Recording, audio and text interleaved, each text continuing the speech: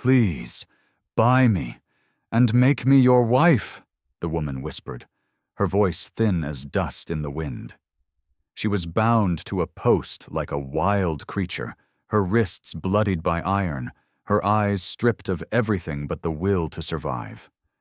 Abel Harkin rode into Red Crossing slow and steady, his spine straight, his gaze shadowed by the brim of a sun-baked hat. The town was the same as every other stretch of misery in the territory.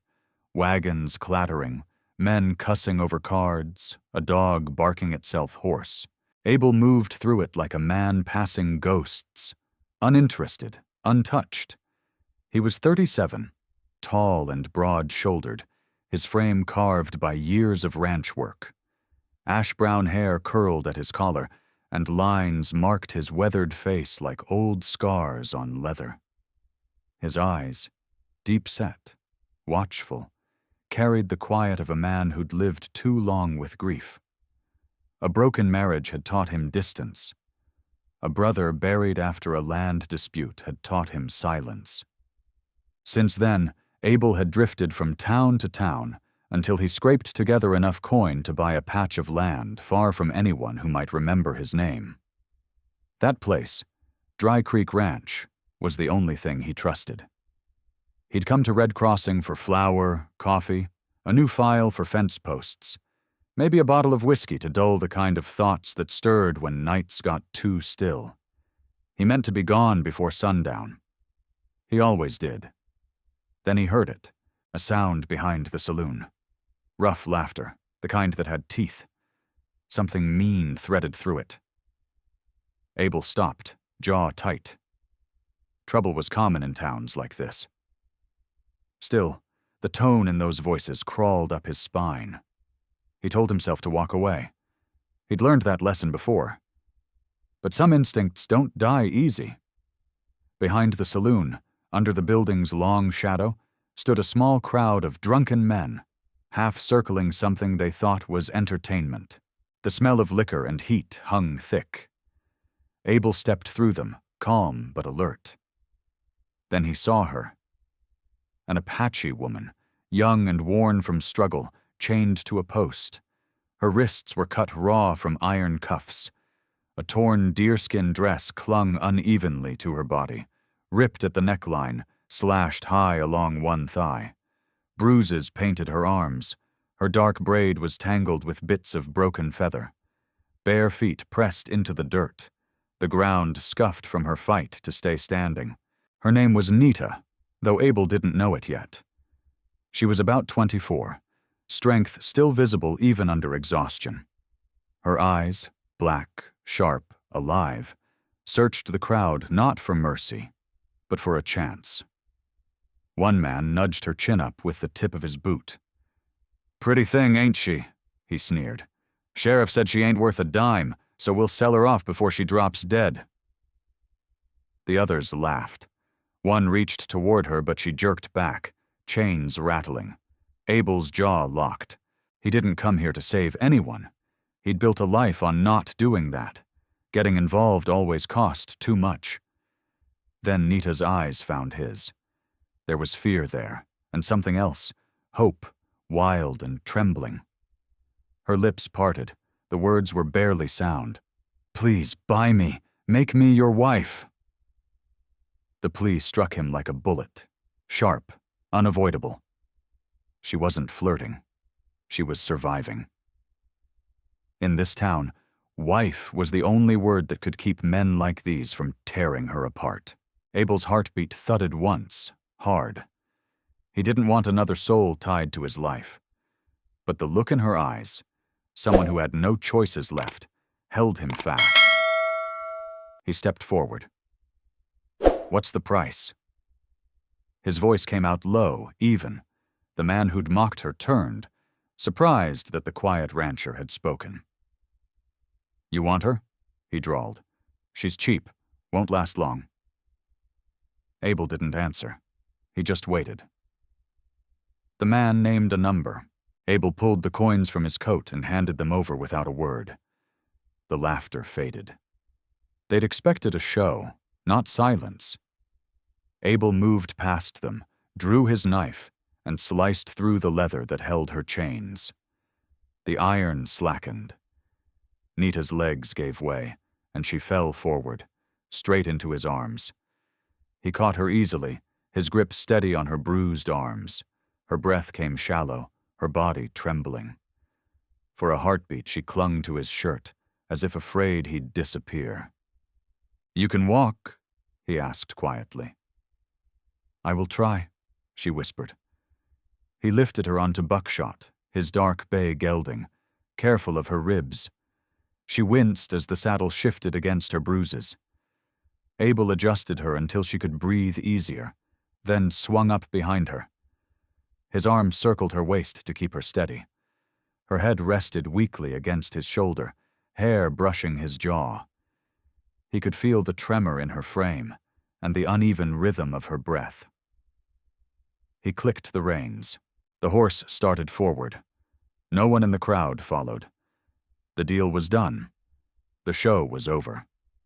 As the noise of Red Crossing faded behind them, Nita exhaled a long, shuddering breath. Abel kept his eyes on the empty road ahead, the sun sinking low across the plains. He didn't know why he'd stepped in, not really. But he knew one thing for certain. He couldn't have walked away. Not this time. Not from her. And as the dust rose behind them, the road stretched out toward the quiet horizon. Two strangers bound now by a decision neither could undo. The horse moved at a steady rhythm, dust lifting behind its hooves as the desert light softened into the amber calm of late afternoon. Abel Harkin kept one arm firm around Nita's waist, holding her upright against him. Her breathing had steadied, no longer frantic from fear, though the weight of exhaustion still trembled through her. He hadn't planned for this. He hadn't planned for anyone. Dry Creek Ranch was built for a solitary man. One chair, one bed, one plate on a wooden shelf. He'd chosen land far enough from the world that no one bothered knocking. He liked it that way. And yet, here she was, leaning weakly against him, a woman beaten down but not broken, carrying more bruises than belongings. As Buckshot climbed the long rise toward open country, Abel realized what the story listeners would be wondering. Why help her, after years of avoiding anyone at all? The answer came quietly. He knew the look of someone who had lost everything, because once he'd worn it too. Nita stirred. Her fingers brushed his arm for balance, the grip faint, desperate. "You need to rest," Abel said, voice low but sure. "I can stay awake," she murmured. "You don't have to. Just lean back." He shifted his arm, giving her better support. She hesitated, uncertain whether to trust him. Then she exhaled slowly and let her weight settle against him, her head resting on his shoulder. Her hair brushed the front of his coat, carrying the faint scent of smoke and dust. He could feel her trembling still, each breath soft against his chest. The question hung in his thoughts like desert heat. Who was she running from? She'd said nothing of her husband or tribe, and Abel hadn't asked. Some things couldn't be forced. The silence between them didn't feel empty. It felt shared. As the sun slid low, Abel guided Buckshot off the trail toward a shallow creek beneath a shaded bluff. He dismounted, then helped Nita down. Her legs gave out almost at once, and he caught her by the elbows. "Sit," he said, nodding to a flat rock by the water. She obeyed, lowering herself carefully, brushing the dust from her knees with a shaking hand. Abel tied the reins and returned with his canteen. "Here," he said, unscrewing the cap. She tried to take it, but her hands shook too badly. Abel lifted it to her lips. She drank slowly, water spilling down her chin. Without thinking, he wiped it away with the sleeve of his coat. Her dark eyes met his, unreadable. "You didn't ask," she said quietly. "Ask what?" "Who I am. Why they chained me. He capped the canteen. "You'll tell me if you want to." For a long moment she said nothing. Then her voice came, soft, low, steady. "My people are gone. My husband died in the spring. I left because there was nothing left for me. I was trying to reach the border to find work." She swallowed hard. "Soldiers found me first. They thought I was a scout, accused me of stealing from a wagon. When I denied it, they beat me and dragged me into that town." Abel listened, silent, every word hitting heavy. "I'm not a thief," she said at last, "and I didn't want to die chained like that." "You're not going to," he said firmly. Her gaze lingered on him, searching for deceit. Finding none, her shoulders eased just a little. When dusk deepened, Abel helped her to her feet again. She stumbled, gripping his arm for balance, and this time, her hand stayed there, not just for strength, but for reassurance. Her torn dress slipped slightly at the neckline, revealing the curve of her collarbone streaked with dirt and bruises. She noticed his glance but didn't shrink from it. She was too tired, too done with shame. He lifted her back onto buckshot. Her forehead rested against his shoulder as they rode on through the cooling air. The closeness no longer felt forced. Her breath matched the rhythm of the horse until she drifted into a light sleep.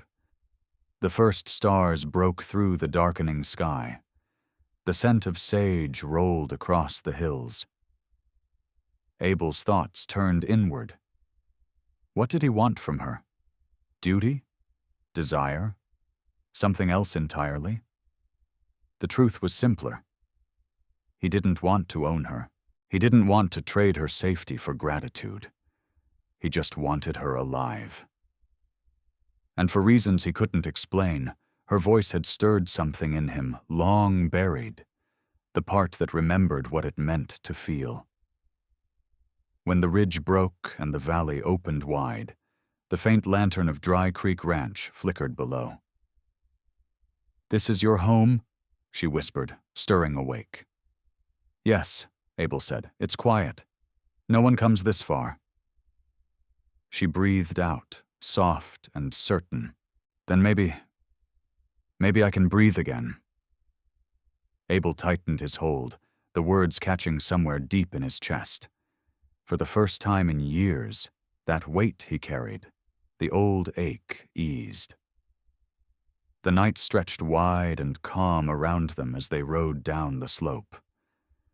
Two broken souls crossing the last stretch of dirt toward a small cabin, and a future neither had seen coming.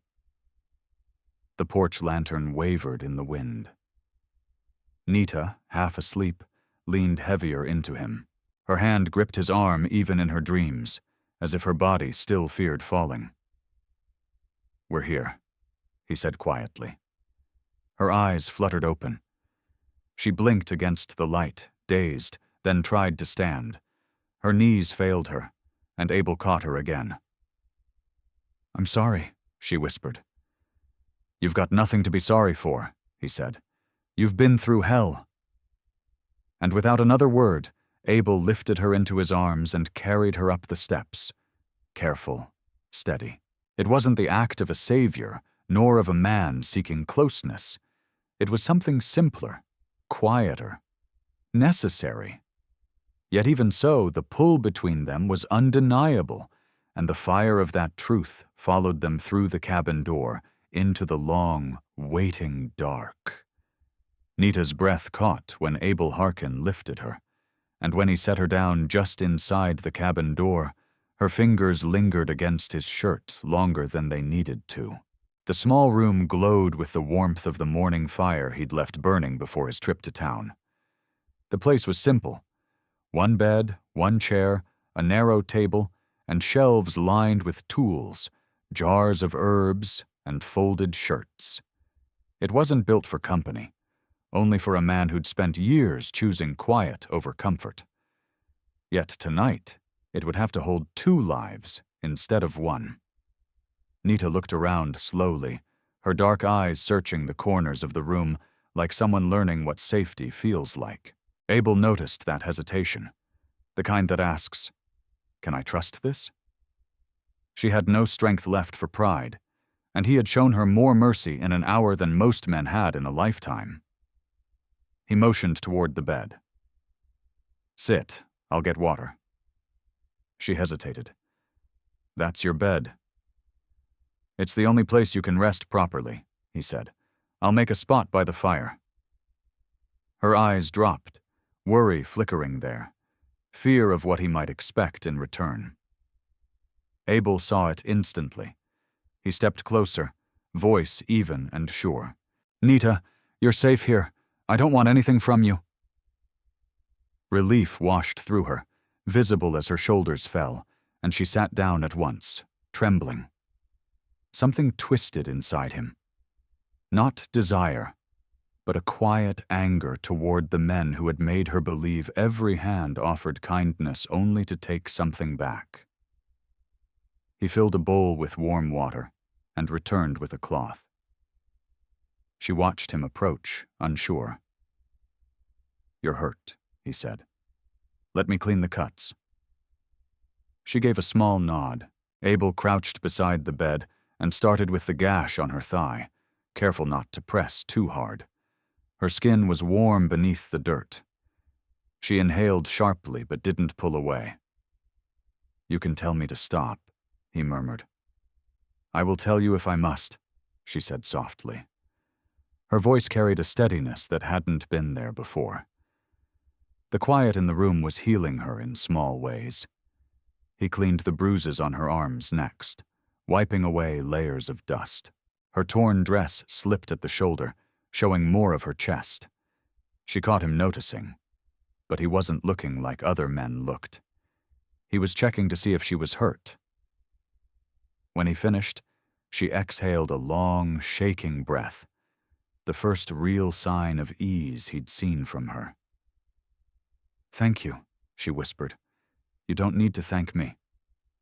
"I do," she said, shaking her head. "Men don't usually help without wanting something." Abel didn't answer right away. He turned to the stove, ladling soup from a small pot. The truth was simple. He hadn't wanted anything when he stepped in.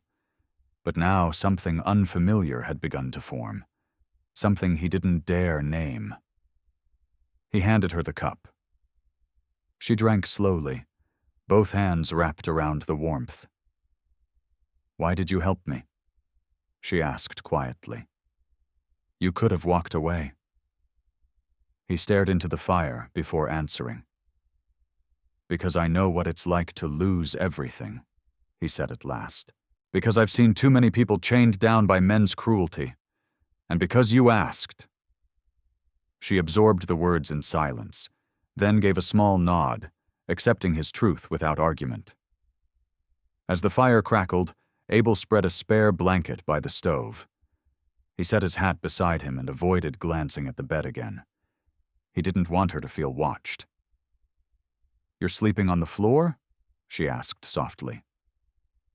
"Tonight I am." "You don't have to." "I do," he said simply.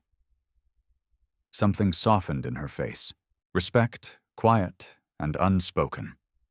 A minute passed before she whispered, "Abel?"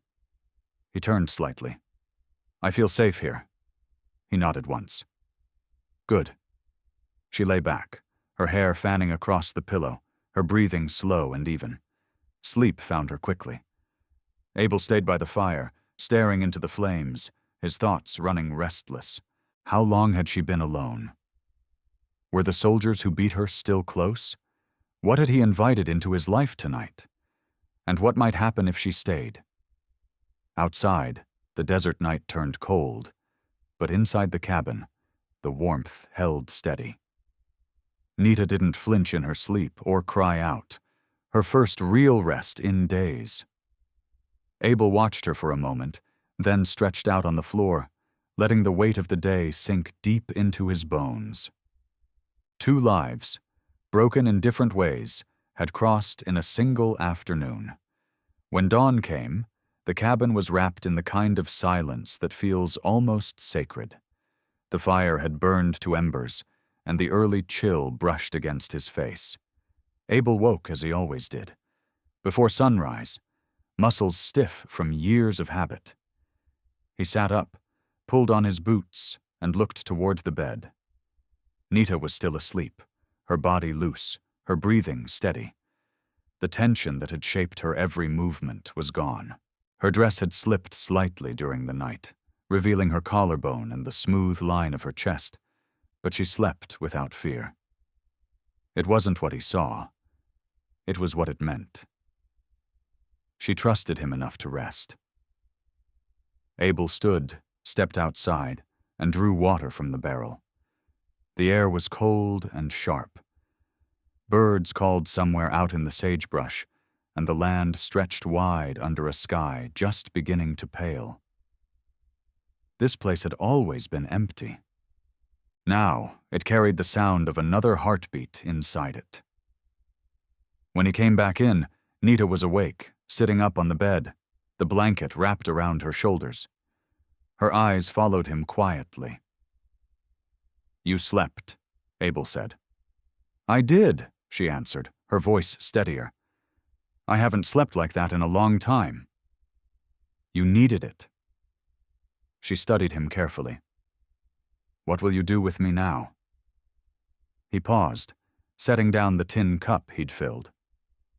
"What do you want me to do with you?" She hesitated, her gaze drifting toward the window before she spoke again. Unsure yet honest, the question hanging between them like morning mist over the dry land. ChatGPT John Noy. "I don't want to go back to Red Crossing," Nita said quietly, "or anywhere near the soldiers." "You won't," Abel Harkin replied, his voice carrying the weight of a promise. She drew a slow breath, as if that single assurance loosened something deep in her chest. "Then what do you want me to be here?" she asked. "A worker? A wife? Something else?" He caught the fear beneath her question, the fear of belonging to someone again, the fear of being passed from one kind of captivity to another. Abel pulled out a chair and sat across from her. "I bought your freedom," he said evenly. "Not you. You're here because you needed a place that was safe. You stay as long as you need. If you go, you go. If you stay, we figure it out together." Nita studied him, the relief in her eyes slow and uncertain, like a bird learning it could fly again. She lowered her gaze. "No one's talked to me like that in a long time." Abel didn't know what to do with words like that. He wasn't built for softness, so he turned toward the stove instead. "You hungry?" She nodded. He poured the last of the soup into a tin cup, warmed it, and handed it to her. She drank quietly, watching him more than listening, taking in the careful, grounded way he moved, how every action seemed measured and steady, like a man who'd taught himself not to waste motion or words. When she finished, she pushed the blanket aside and tried to stand. Her legs shook under her weight. Abel stepped forward, but she lifted a hand. "I can do it," she said. He stopped where he was, giving her space. She rose slowly, gripping the edge of the bed until she steadied herself, then took a few slow steps toward the door. "I should help," she said suddenly. "With what?" "Anything. Work. Chores. I can't just sit and watch you." He shook his head. "You can barely walk."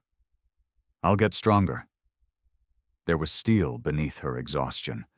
Even broken, her spirit refused to stay still.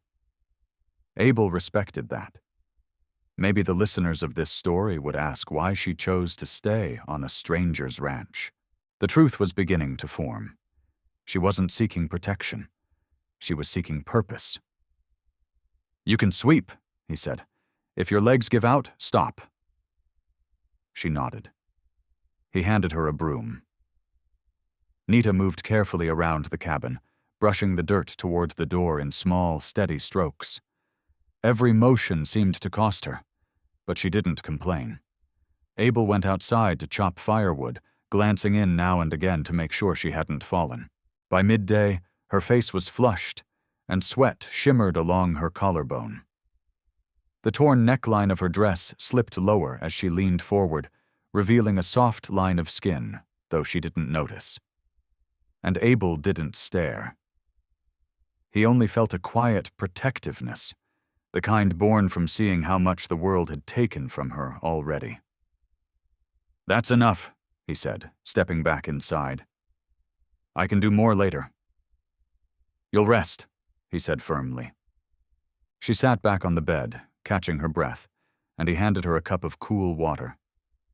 She drank half before looking up, her eyes darker, more serious.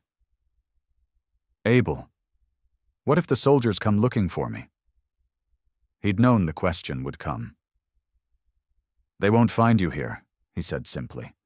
"This ranch sits between the hills, off every main road. No one comes out this far unless they've got a reason. And if they do—" His gaze locked on hers. "Then they answer to me."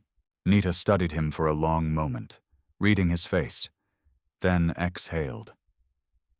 The fear that had clung to her since Red Crossing seemed to loosen its hold. She reached out, brushing her fingers lightly across his hand, hesitant but deliberate. Abel didn't pull away. The touch lasted only a second, but the air between them shifted, something quiet, new and fragile taking root. Outside, the afternoon sun burned low over the hills. Inside, warmth replaced the silence that had once filled the cabin. Neither of them spoke. They didn't need to. By the time Abel stepped back outside to finish his work, one truth had settled between them. Nita wasn't planning to leave, and Abel wasn't planning to let her go. The sun dipped toward the horizon, washing Dry Creek Ranch in a soft orange glow.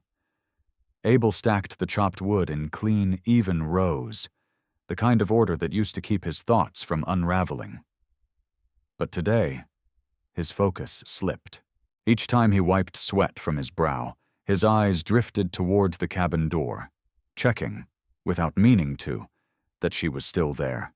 Inside, Nita had moved to the small table by the window, folding the blanket he'd given her, smoothing the fabric like the act itself grounded her. When he came in again, she looked up quickly, instinctively alert from months of uncertainty. "You're done?" she asked. "For now," he said.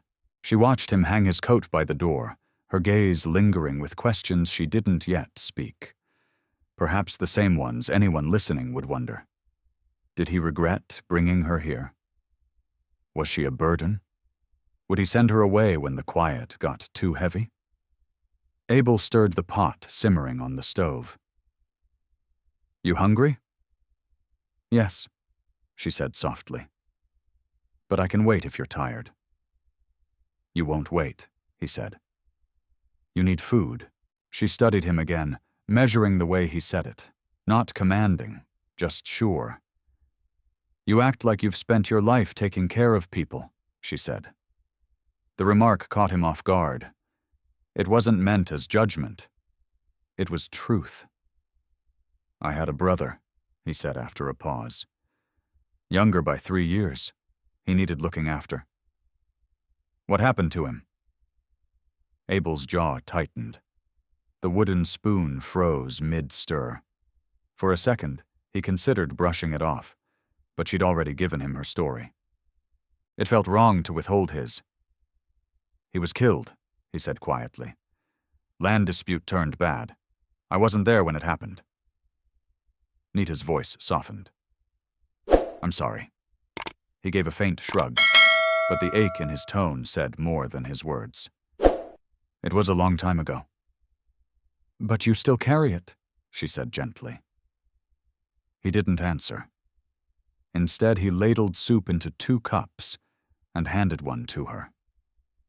Nita held it in both hands, the warmth seeping into her palms. She drank slowly, the tension easing from her shoulders. Her eyes flicked toward the floor where he'd slept. You stayed there last night, she said. On the floor. I sleep fine anywhere. Nita looked at him for a moment longer, something unspoken rising in her expression. Gratitude, maybe, or the faint beginning of trust. The firelight caught her face, and for the first time since he'd met her, she looked at peace. You shouldn't have, Nita said quietly. I could have slept closer to the fire. I told you I wanted you in the bed so you could rest.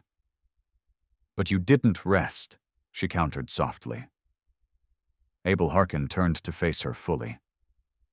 That wasn't the point. Their eyes met, and something unspoken passed between them. A flicker of understanding, of faith.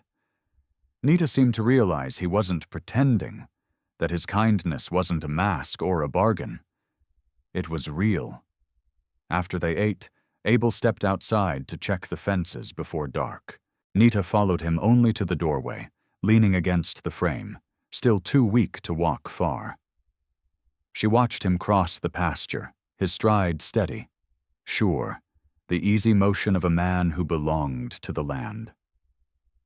She studied him like someone deciding whether a place was safe enough to call home. When he returned, she was still standing there. You don't have to wait at the door for me, he said. I just wanted to see that you came back. Abel stopped just inside. He rarely smiled, but something softened in his expression. I'm not going anywhere, he said. Her breath hitched faintly, but she nodded. As the light faded completely, Abel lit a lantern and set it on the table. The glow stretched across the cabin, throwing warm shadows against the wood walls. Nita's loosened braid glimmered where it fell over her shoulder. I can help with something, she said. Tell me what to do. You've done enough today. I need to do more, she insisted quietly. If I don't work, I think too much. Abel understood that better than she knew. Work had been his own medicine for years. He handed her a torn scrap of cloth from his pack. Can you mend this? She nodded, grateful for the task. Sitting again, she threaded a needle, her hands trembling at first, but steadying with focus. Abel sat across from her, sharpening a knife. For the first time since she'd arrived, the silence between them felt peaceful. Not empty, not afraid. Shared. After a while, she spoke without looking up. Abel, do you want me to stay here? He paused, setting the knife down. I didn't bring you here to send you away. You stay as long as you need. That's not what I'm asking, she said gently. He drew a slow breath. This was the question anyone watching would have asked, too. Did he truly want her here, or was he just doing what duty demanded? I don't mind you here, Abel said honestly. It's good, having someone in the cabin again. She lifted her gaze. And you? Don't you fear trouble because of me? I've faced trouble before, he said. If more comes, we'll handle it. We, she repeated softly. You and me, Abel said firmly.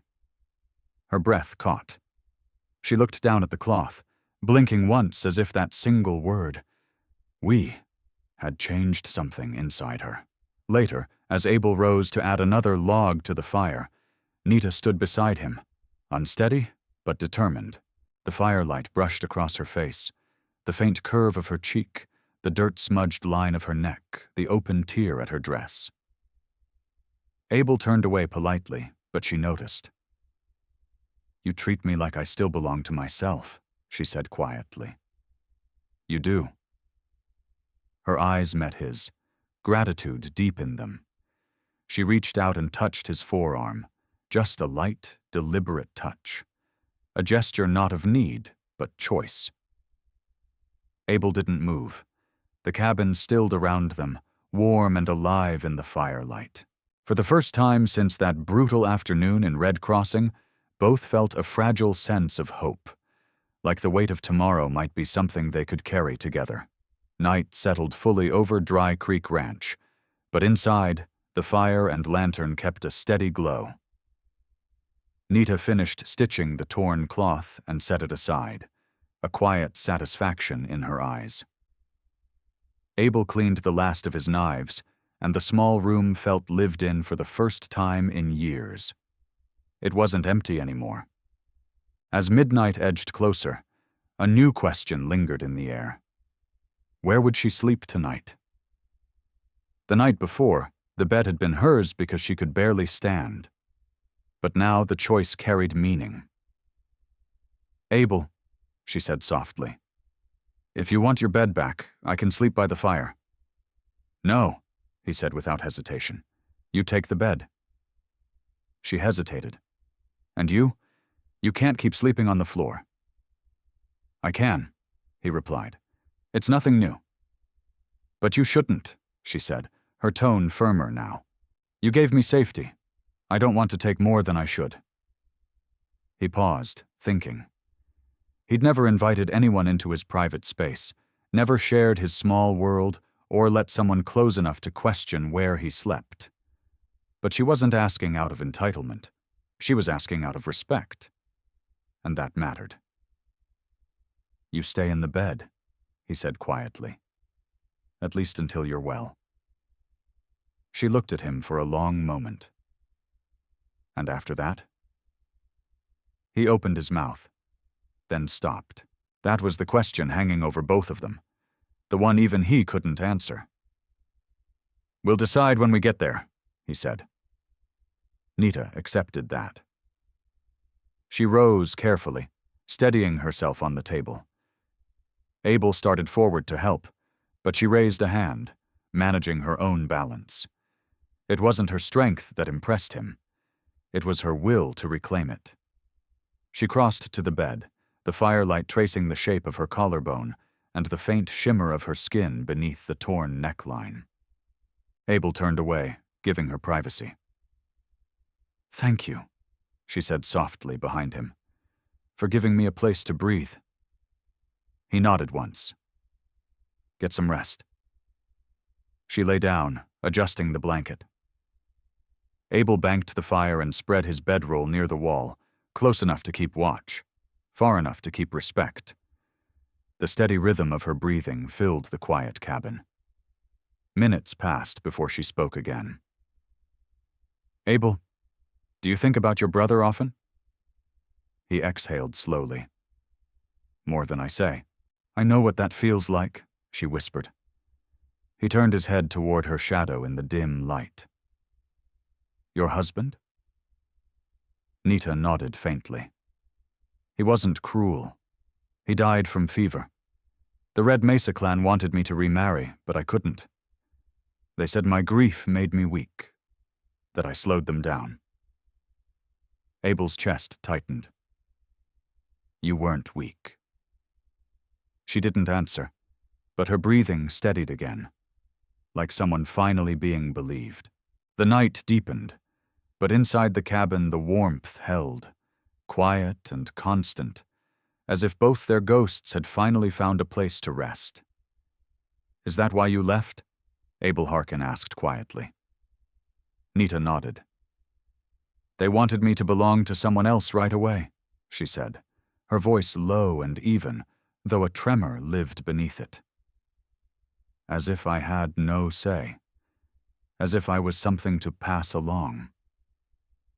She took a slow, careful breath. "So I walked away before they could decide for me." That answered the question Abel hadn't dared to ask, why she had been alone near Red Crossing. It wasn't recklessness that brought her there. It was courage, the kind born from choosing solitude over surrender. "And the soldiers?" he asked softly. "They caught me near the water trail," she said, "accused me of stealing food. I told them I hadn't taken anything." Her jaw tightened. "They didn't care." Abel's teeth ground together. He thought he'd buried his anger years ago, but it rose sharp and alive at the thought of those men. "You're safe now," he said. Her voice dropped to a whisper. "I believe you." The room fell into an easy silence, the fire crackling low. Nita turned onto her side, the blanket slipping down her shoulder, revealing the soft curve of her upper chest. She didn't notice. Abel did. But he didn't look away out of desire, and he didn't let his eyes linger. Respect mattered more than comfort, more than curiosity. "Abel," she murmured after a while, her voice uncertain, almost shy. "You said I can stay. But what will my place be here? I don't wish to live without purpose." He thought for a moment. He could almost hear the listeners of this story wondering the same thing. "There's enough work on a ranch for two," he said finally. "You help with what you can. I'll teach you the rest." Her eyes softened. "And the rest?" "We figure that out together." Nita smiled faintly, the corners of her mouth trembling as if she wasn't used to smiling at all. "That sounds like belonging," she whispered. "Maybe it is," he said. The lantern's flame burned lower, the room falling into a warm, dusky glow. Nita reached out, her fingers brushing lightly against the wooden bed frame near where Abel lay on the floor. She didn't touch him. Not directly, but it was close. Close enough to make the space between them feel smaller. "Good night, Abel," she said softly. "Good night, Nita." As the cabin settled into quiet, Abel realized something he hadn't said aloud. For years, he had expected every tomorrow to look the same. Empty, cold, predictable. But with her here, even the silence felt full. And for the first time in a long time, he didn't dread the morning. He waited for it. Morning crept over Dry Creek Ranch, soft gray-blue light spilling across the cabin walls. Abel woke first, but for once, he didn't move right away. The warmth in the room felt different. Steady. Shared. He turned his head slightly to where Nita slept, curled under the blanket, her dark hair loose over her shoulders. The lines of fear that had marked her face since the day he found her were gone. He watched her for a moment, not out of longing, but out of quiet gratitude. She was alive. She was here. And she wasn't afraid anymore. He stood carefully, coaxing the fire back to life. The sound of crackling wood stirred her awake. She blinked in the dim light, pulling the blanket around her as the chill brushed her bare shoulders. When she saw him, she smiled softly. "Good morning." "Morning," Abel said, pouring water into the kettle. Nita moved slowly, testing her legs. They held better than before. Steady now, less uncertain. She stood, balancing herself with a hand on the bedpost. Abel stepped forward out of instinct, but stopped halfway, letting her do it on her own. "You're stronger today," he said. "I feel more like myself," she replied. "It's been a long time since I woke without fear." Her words hung between them, tender and heavy. Abel nodded, setting 2 tin cups on the table. Nita joined him, sitting across from him at the table.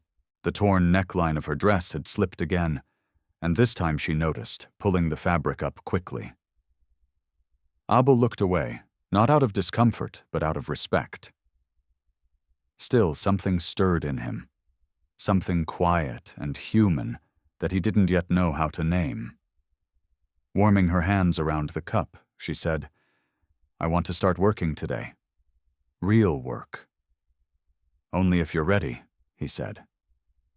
"I am," she insisted. "I can't just sit here like a guest. I need to belong somewhere. If I'm here, I should do my part." She didn't say it like a request. She said it like a vow.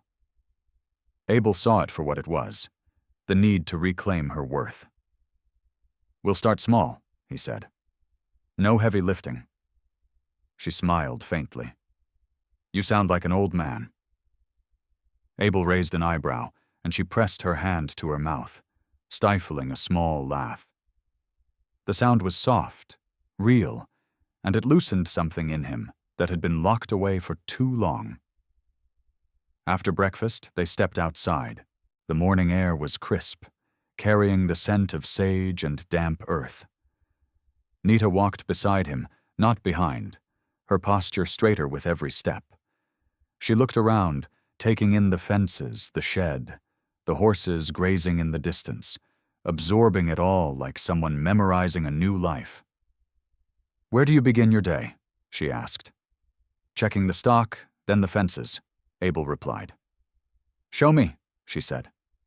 "It's a long walk," he warned. "I can do it," she answered firmly.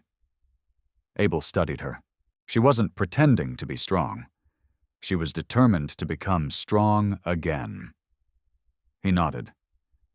"Stay close." They walked side by side across the pasture. When her step faltered, Abel placed a hand lightly on her lower back, not holding her up, just steadying her. She didn't pull away. For a moment she leaned into the touch, finding balance there. The horses lifted their heads as they approached, tails flicking lazily.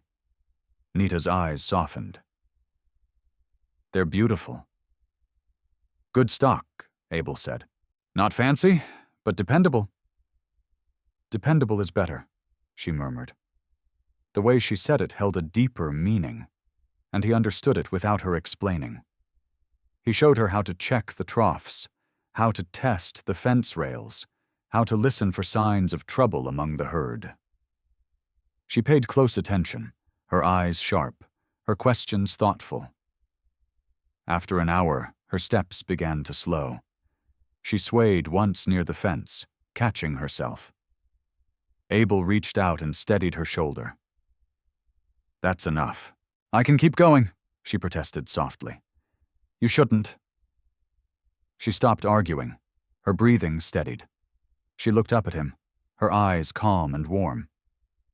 "Thank you for letting me try." Abel nodded. "Let's get you inside." And as they walked back towards the cabin together, side by side beneath the open morning sky, it no longer felt like a rescue. It felt like the start of something they were building. Two lives learning how to stand and how to stay. They returned to the cabin slowly. Nita paused on the porch, her hand resting lightly on Abel's arm. She didn't move it. She didn't look away either. "Abel," she said softly, "you've asked nothing from me. But I want you to know, I didn't come here planning to leave." The honesty in her voice sent a slow, quiet pulse through him. "I'm not asking you to," he said. She searched his face for something. Doubt, hesitation, but found none. Whatever she saw there made her shoulders drop, a visible release of tension she had carried too long. Inside, Abel filled a bowl with clean water and handed it to her. "Wash up," he said. She knelt beside the table, dipping the cloth into the water and wiping the dirt from her hands and neck. As she leaned forward, her dress slipped again, revealing the smooth line of her collarbone and the soft bronze of her skin. This time she didn't rush to fix it. Instead, she lifted her gaze toward him, steady and unguarded, as if testing his reaction. Abel's jaw tightened, a small, quiet sign of restraint. He didn't stare. He didn't move. The air between them thickened. Not dangerous, not rushed, just charged with the fragile energy of trust growing into something more. Nita noticed his control. The respect in it warmed her more than any words could. She set the cloth down, still kneeling, and asked the question that had lingered since the night he found her. "Do you want me here, Abel? Or do you only feel responsible for me?" He stepped closer, his voice steady but lower than before. "I want you here." Her breath caught, soft, surprised, not from fear, but from a feeling she hadn't allowed herself to name. Slowly she reached out and brushed her fingertips across the back of his hand. It wasn't an accident. It was a choice. Abel didn't step away. The silence between them changed shape, no longer hollow but full, something beginning to take root. Outside, the wind whispered across the dry hills. Inside, two lives that had collided by chance were beginning to lean toward each other with intention. The day eased into stillness, a shared kind of quiet. Abel finished patching the shed roof before the afternoon sun began to sink. As he wiped dust from his hands, his eyes drifted toward the cabin. Nita sat on the porch step, her braid resting against her shoulder, the torn neckline of her dress loose but modest. She was sewing one of his old shirts, her fingers slow but sure. When she looked up and saw him walking back, her face softened. No fear, no distance. "The roof's strong?" she asked. "Sturdy enough," he replied. "Won't leak this winter." "Good," she said simply, and her voice carried a calm he hadn't heard from her before. That calm was the answer to a question that had followed them both. Was she only surviving, or was she beginning to live?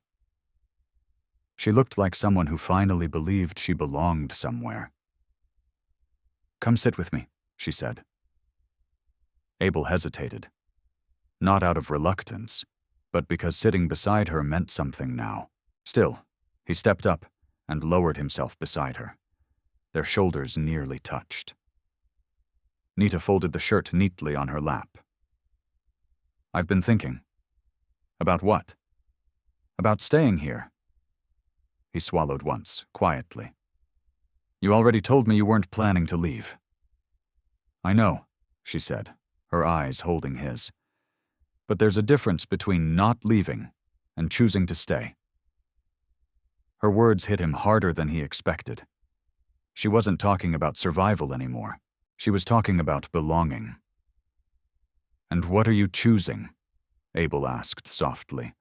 She looked out toward the golden ridges. "This place gives me room to breathe. It gives me work, purpose, and you—" Her voice slowed. "You give me something I can't explain yet, but I feel it." Abel didn't interrupt. "You don't speak harshly," she continued. "You don't demand. You don't touch without reason. I don't feel like something to be taken." Her eyes lifted to meet his. "I feel like someone who matters." Abel's throat tightened. He didn't have the words for that kind of grace, so he said only what he knew to be true. "You do matter." Nita exhaled slowly, the sound like a small surrender. Then she shifted closer, just slightly, her thigh brushing against his. The contact was soft, deliberate, grounding. She didn't move away, and neither did he. "Abel," she whispered, "can I ask something without you thinking I owe you anything?" He nodded. "Ask whatever you need." Her hands folded in her lap. "If the soldiers, or men from town, came here, would you still stand for me, even if it brought danger?" He looked at her fully, no hesitation. "Yes, I would." "You don't fear it?" "I've lived through worse," he said evenly, "and I'm not letting anyone take you." Her breath trembled, not from fear, but from the strength of his words. She reached out, her fingers pressing lightly into his sleeve. "No one ever stood for me before," she said softly. "Not like this." Abel laid his hand gently over hers, not gripping, just letting it rest there, solid and sure. "You're not alone now," he said. Nita nodded, her voice unsteady. "I'm learning what that feels like." Abel rose, extending his hand. "Come inside. Lights fading?" She took it without hesitation. Her fingers were warm in his palm. When she stood, she wobbled a little, still weak, and he steadied her instinctively. Their bodies brushed, a brief current of warmth that neither retreated from. Inside, the fire glowed low and golden. Nita ran her hand across the table, her touch soft but certain. Abel watched her, realizing that her presence changed everything. The walls, the air, the silence itself. The cabin no longer felt empty. It felt alive. She turned toward him. "Can you teach me something?" He raised an eyebrow. "What kind of something?" "Something useful. Something that makes me part of this place." He thought for a moment, then reached for a small knife from the shelf. Her body tensed. Not fear, just memory. But she steadied herself. "I want to learn," she said. He handed her the knife carefully, handle first. "First rule: never rush. Slow hands keep you safe." Nita nodded, her eyes fixed on the blade. Abel stood behind her, close enough to guide her movements, but not touching unless needed. "Grip here," he said quietly. "Angle it like this." Her arm brushed his as she tried. Each time she shifted, he felt the faint warmth of her back near his chest, the scent of her skin, dust and smoke and something faintly sweet, like sage carried in from the hills.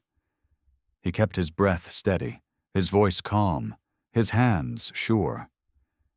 And for the first time since they met, the distance between them no longer felt like a line to be guarded, but a bridge quietly being crossed. After a few minutes, Nita set the knife down gently. "Thank you," she said. Her voice carried something deeper than simple gratitude. When she turned toward Abel, they stood closer than they ever had before.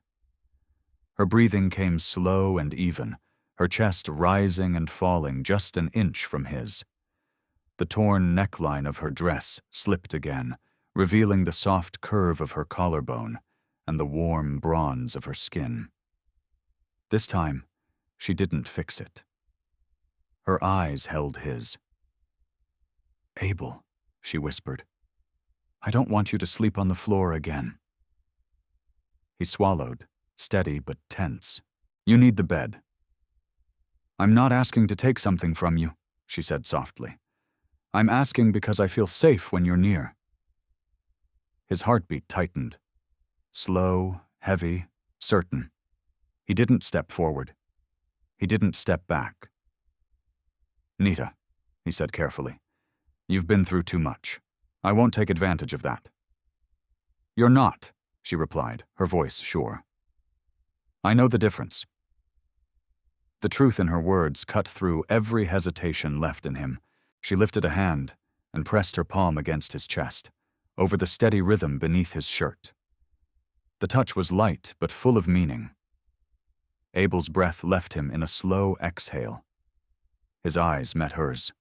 No walls, no pretense. "I want you here," she whispered. "Next to me. Not because I'm afraid, because I choose it." The fire crackled behind them. Abel placed his hand over hers, firm and warm. "If that's what you want," he said quietly, "then I'll stay." Her breath trembled, not in fear, but relief. The space between them disappeared. Nita stepped closer, resting her forehead against his jaw. Abel's arm slipped gently around her waist, not pulling, not claiming, only holding. Outside, the wind brushed softly against the cabin walls. Inside, the decision they had been circling for days finally took shape. Not rushed, not forced, not taken. Chosen. Two people who had arrived at each other through hardship stood now in a room that suddenly felt too small for the shift happening between them. And neither of them turned away. The fire burned low, a soft golden glow wrapping around them. Nita's hand remained against Abel's chest, feeling the steady pulse beneath her fingers. He didn't move, didn't rush. He simply stayed, letting her decide what this moment meant. She lifted her head slowly. Her eyes carried no fear now, only certainty. "I want this," she whispered. "I want you. Not for safety, Not for shelter, because you see me as someone whole. Abel inhaled deeply, the words sinking into him like something sacred. For years he'd lived behind walls, expecting no one to ever look at him this way. And now, with her standing there, those walls no longer felt necessary. "You're not broken," he said softly. "You're strong, stronger than anyone I've ever met." Her lips curved faintly, trembling at the edge of a smile. "Then stay with me tonight." He reached up and brushed a loose strand of hair from her face. "If you're sure." "I am," she said. "For the first time in a long time, I'm sure." He guided her toward the bed, slow, respectful, deliberate. Their movements were careful, patient. Two people not rushing toward desire, but allowing closeness to unfold in its own rhythm. She lay back, pulling him gently beside her. His body aligned with hers, warm, steady, human. Their breaths found each other. The first kiss came quiet, hesitant, testing, then deepened, shaped not by hunger but by understanding. Her fingers slipped behind his neck, pulling him closer. His hand traced the line of her waist, the curve of her hip, the loosened fabric giving way to the softness beneath. Nita exhaled against his lips, her trust absolute.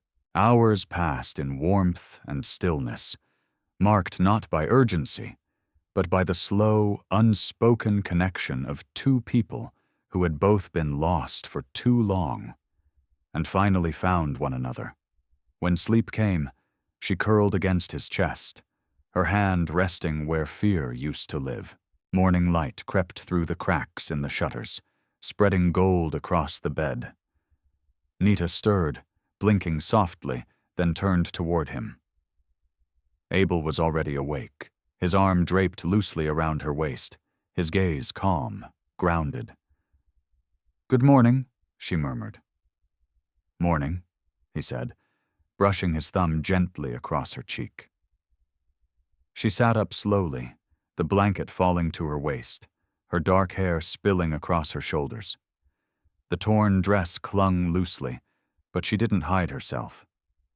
She didn't shrink. She belonged. Abel moved closer, resting a hand at the small of her back. "You all right?" "I'm more than all right," she said, a small smile forming.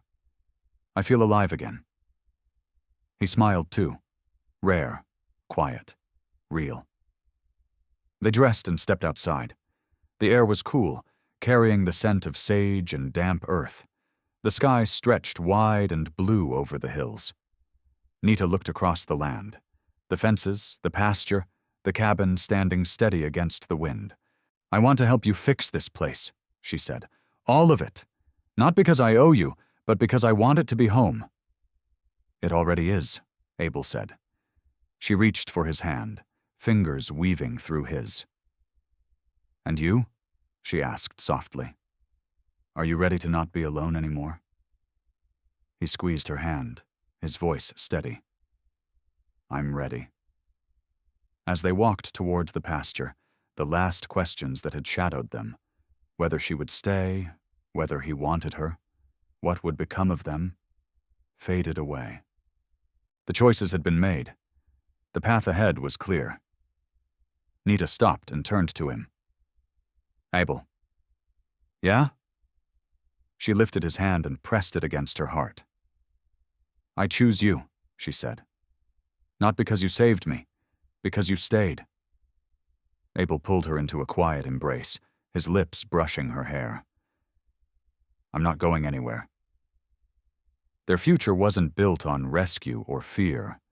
It was built on staying, on trust, on waking each morning to the simple miracle of not being alone. And under the rising sun over Dry Creek Ranch, Abel Harkin and Nita, two souls who had once expected nothing, found a life worth holding on to, one day, one dawn, one promise at a time.